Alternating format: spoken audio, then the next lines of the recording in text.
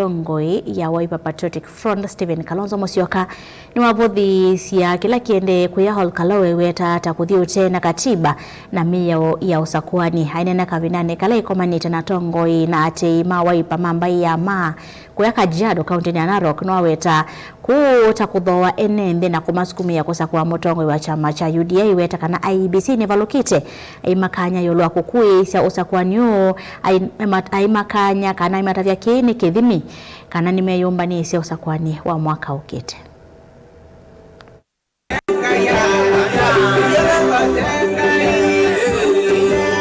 Mutongoi wa chama cha Wiper Dr. Stephen Kalonzo Musyoka kwa munthini wa kwa totomani kuma kwemba yake Masai kuma kwa kaunti ya Kajiado nela ya Narok alama kuweta kana meikwata mbotongoi wake na kukwata mbo chama cha Wiper ishina wa mokuma chamane cha ODM. Kalonzo nwa weta kana etambe uni wongale kuwa mwikio wa Kenya kwa chama cha Wiper na umawambe ya Kenya. Ainene chino wa kikaloki Kalonzo ni waelese wasiwasi wake ulwa maumba nisio monyumbani munini wakwe ya Ole Kalau olokuweta kana vena siku sia kwenda kuonga akuni makura na kana kululuti cha wendi wo ikosoa IEBC kwa kila weta kana ni emetwe ni kukosoa itambeyo ya waganganya. Yale ambayo yanaendelea kwa uchaguzi mdogo Ole Kalau, yale ambayo yameonekana kule ni kinyume kabisa na matarajio ya wazalendo wa Kenya wapiga kura.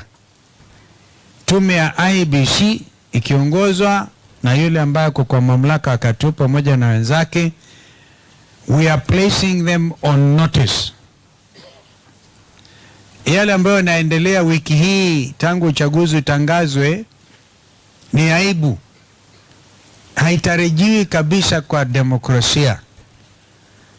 Yani wanapeana hongo hadharani.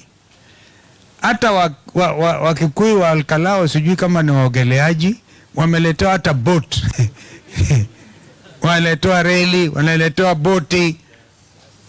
Wote wafanyikazi wa umma ambao katiba ya 2010 inawakataza kuingilia shughuli za siasa, wote wametumwa huko na Bwana Ruto.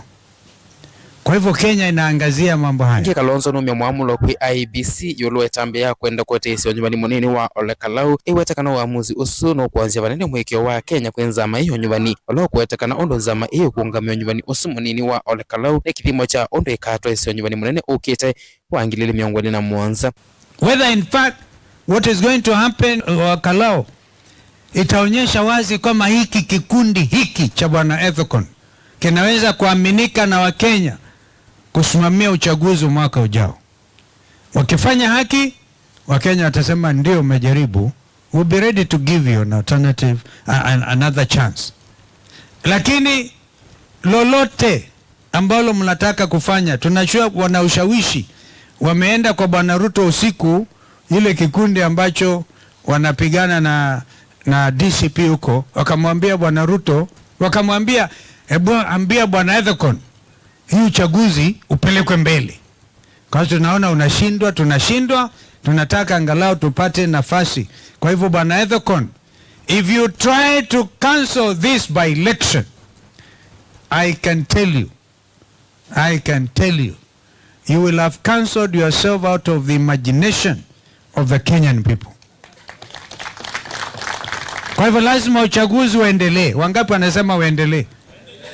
Uendelee usiendelee? Uendelee usiendelee? Ili vote bingo mungu, ito na simas chalo.